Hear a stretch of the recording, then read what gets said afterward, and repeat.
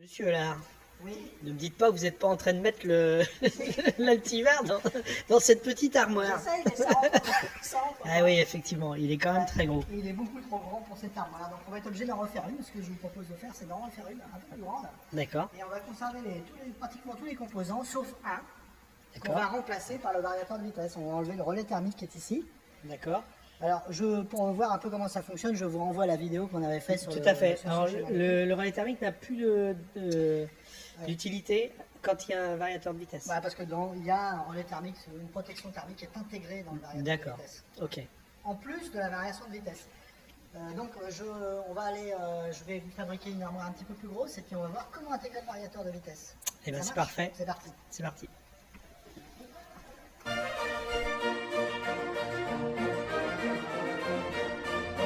Donc voilà, vous voyez, très très rapidement, en moins de 2 minutes presque, j'ai réalisé cette petite grille de câblage, Oh, bah là, vous êtes... voilà, qui reproduit Je suis épaté, là. en plus grand bien ce que vous avez vu dans votre armoire, l'armoire électrique de perceuse. Ok. On retrouve exactement les mêmes composants, pratiquement. Hein. On peut les citer? On peut les citer, bien sûr. Alors d'abord, le courant ici, dans cette armoire, arrive ici, hein, et va traverser en premier lieu un sectionneur porte-fusible. Ok. Donc ça, c'est la puissance, le 400 volts. Ensuite, va arriver au contacteur, et puis ensuite au relais thermique, et du relais thermique vers le moteur, Qui est là? qui est là. Nous avons aussi un circuit de commande. Donc c'est tout simplement le circuit qui permet de piloter la machine. Vous voyez, hop, je peux allumer la petite lampe qui permet de percer quand on est dans le noir. Et vous avez ici des commutateurs qui vous représentent en fait les contacts des portes. Vous Les avez protections, les oui, protections d'accord. des portes, hein. Ouais, ok. Les protections des portes. Vous avez le bouton arrêt, le bouton d'arrêt d'urgence et puis le bouton marche. Regardez, ça fonctionne. Voilà, donc, Très bien. dans le circuit de commande, on va retrouver aussi, hein, puisqu'on va le voir sur le schéma électrique, on va retrouver un transformateur qui va permettre de transformer le 400 volts en 24 volts avec des fusibles de protection pour le circuit primaire et le circuit secondaire du transformateur. Voilà. C'est très clair. Et Alors, maintenant, oui. le variateur. Alors le variateur, nous ce qu'on va faire, on va modifier donc cette grille pour y insérer le variateur. Comment on va faire? Ça va être très simple, vous allez voir. Je vais enlever le relais thermique et je vais mettre le variateur à la place. En lieu et place. En lieu et place. Et je vais faire quelques petites subtilités dans le circuit de commande, hein, où on va voir ça ensemble sur le schéma électrique. Et on va rajouter sur le pupitre ce fameux potentiomètre qui va permettre de piloter à distance le variateur. On va l'insérer ici par exemple. D'accord, ok. Alors, si vous voulez, pour qu'on puisse mieux comprendre comment ça fonctionne, on va modifier le schéma électrique avant d'entamer le câblage. Tout à fait. Ça vous va? Ça me va très bien. Allons-y. C'est parfait. Donc, monsieur Lucas, nous allons voir, nous allons analyser le schéma électrique pour voir comment le modifier, pour installer notre variateur. Alors Parfait. avant, quand même, il me semble nécessaire de faire un petit rappel sur les équations de Maxwell, les équations Ah bon? de l'électromagnétisme. Ah bon? Absolument. Et donc les équations de Maxwell, donc je vous rappelle, hein, enfin, vous savez ça mieux que moi, hein, Oui. bien entendu, divergence du champ électrique égale à la densité. Mais monsieur là, est-ce bien nécessaire? Est-ce qu'on pourrait peut-être aller directement dans le vif du sujet? Vous avez peut-être raison, hein, c'est ça ce qu'on est. Bon, mais de toute façon, tout le monde sait ça. Hein. Ah oui, justement. Donc voilà, vous êtes devant maintenant la représentation symbolique, le schéma électrique de l'armoire que je vous ai montré tout à l'heure. Oui. Et on va retrouver donc les symboles des composants que je vous ai montrés. Donc on va avoir le symbole ici du sectionneur porte-fusible Q1, du contacteur KM1 et du relais thermique F1 ainsi que le moteur. Ça c'est le circuit de puissance. Très bien. D'accord. Très bien. Nous avons aussi le circuit de commande hein, où il y a le bouton marche Oui. et toutes les sécurités, donc qui est composé d'un transformateur qui fabrique le courant 24 volts, de sa protection fusible du circuit primaire en amont, de la protection fusible du circuit secondaire. D'accord.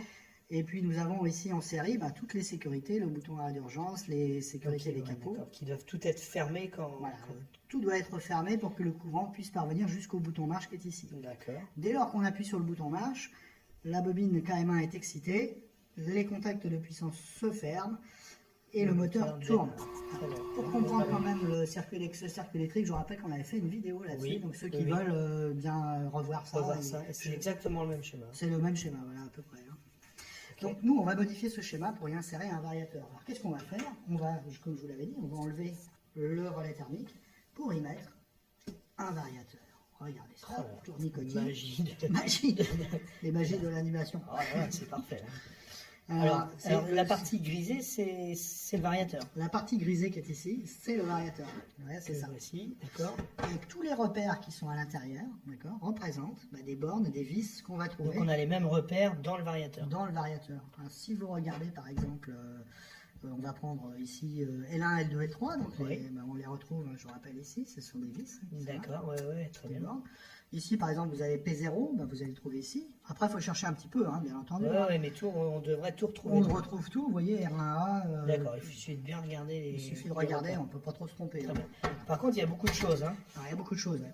Alors ça peut faire peur au premier abord. Oui, c'est Et le même cas. au Ça deuxième me fait abord. peur. Mais en fin de compte, on ne va pas utiliser tout nous. Ah, On va prendre une version simplifiée. Je vais quand même vous en parler, on va survoler un petit peu le sujet. d'accord. Hein, pour que vous sachiez, vous ne partiez pas sans savoir rien du tout. Sans détailler. Donc on va retrouver ici des contacts qui se fermeraient ou s'ouvriraient en cas de défaut du variateur. Hein. On va D'accord. pouvoir les utiliser dans le circuit de commande. Ici, on va rencontrer tout un tas de contacts qu'on peut ou pas câbler. D'accord. On peut relier. Alors nous, on n'utilisera que ce contact-là qui mettra le variateur en marche avant. D'accord. Et les autres, alors ces autres contacts, est-ce qu'on peut dire Ah oui, à quoi ça sert? sans rentrer dans le détail, mais. Alors on peut les paramétrer, hein, c'est comme les entrées d'un automate, on peut les D'accord. paramétrer pour faire ce qu'on veut. Mais dans les réglages d'usine, c'est-à-dire quand on a acheté le variateur, qu'on l'a ouvert de la boîte, les réglages d'usine, c'est par exemple ce bouton-là de mémoire, hein, ça doit être la marche avant. Celui-ci, marche arrière. Donc ça inverse, d'accord. Voilà. Ici, vous avez des résistances de freinage au cas où vous auriez un moteur très lourd ou avec beaucoup d'inertie pour le D'accord. freiner. On n'utilisera pas. On a ici l'emplacement d'un potentiomètre, regardez. Alors, le fameux potentiomètre Le fameux potentiomètre, nous on va le mettre. Hein, qui nous donc ça, servira donc à faire varier la vitesse. la vitesse. Ouais, quand on va tourner ce potentiomètre ici, hein, quand on va le tourner Alors, comme ça, on changera la résistance et on change la résistance, l'automate lit cette résistance et Et fabrique agisse. un courant fréquence. alternatif avec une D'accord. fréquence donnée. très bien. Ici, bien, nous avons d'autres manières d'agir sur la fréquence, on n'en parlera pas. Ici, on peut afficher, si on mettait un afficheur numérique ici, on pourra afficher la fréquence à laquelle D'accord. travaille le variateur, etc. Donc Donc nous, qu'est-ce qu'on va mettre finalement alors? on va enlever ça et on va mettre une version simplifiée. Oh, voilà, oui. Vous avez vu ça? Donc, comment ça va marcher? Quand je vais appuyer sur le bouton marche, le KM1 ici, de la même manière, va se fermer. D'accord, ça ne change pas. Le variateur va être alimenté, mais ce n'est pas pour autant que le moteur va tourner. Il faudrait encore qu'on Ferme ce contact. Eh bien, Très ce bien. contact, on va utiliser un contact normalement ouvert de KM1. D'accord, donc ça va se fermer en même temps. En même temps que les ce pôles. contact-là. Donc, dès que je vais appuyer sur le bouton marche, eh bien, mon moteur va se mettre en route D'accord, à la fréquence réglée sur le potentiomètre. d'accord. D'accord. Si je mets à fond, il va tourner à fond. Ok. Très bien. On aura d'autres petites choses à enlever. On va enlever bien sûr le contact F1 là, qui sert Ah à oui, rien. puisqu'on a enlevé On l'a le enlevé. thermique. Qu'est-ce qu'on peut rajouter d'autre? Alors on pourrait rajouter, vous avez vu, il y a R1A, R1C. Si on regarde la documentation du variateur que Oui. je vais vous mettre en annexe, hein, eh bien, eux ils rajoutent ici sur l'automaintien le contact, alors R1A et puis R1C. C'est ça, je ne me trompe pas. Ils rajoutent voilà, le petit contact ici. D'accord, donc on le met en série avec l'automaintien. Avec l'automaintien, voilà. Alors nous, on le fera peut-être pas, on verra, je verrai bien. Ça dépend s'il me reste assez de fil. Et je crois que là, on a tout. Hein. Donc le fonctionnement, vous voyez, reste Ah, c'est identique. tout ce qu'on change dans le. On enlève le contact F1, on rajoute un contact en série. Voilà, on va utiliser un contact supplémentaire sur le Ah contact oui, KM1, KM1. d'accord. Donc il nous faudra peut-être un bloc additif du coup. Sans doute, ouais, un bloc additif sur le contacteur Sur KM1. KM1. Vous D'accord. avez compris? Ben, moi ça me paraît clair. Eh bien, il ne reste plus qu'à passer à la... Alors, ce que je vais faire, moi, je vais fabriquer un petit plan, je vais le reprendre, je vais le redessiner sur X-Relay, je vous le mettrai en lien, et puis je vais remettre des bornes pour le potentiomètre, etc., pour pouvoir le câbler de façon confortable. Eh bien, merci monsieur.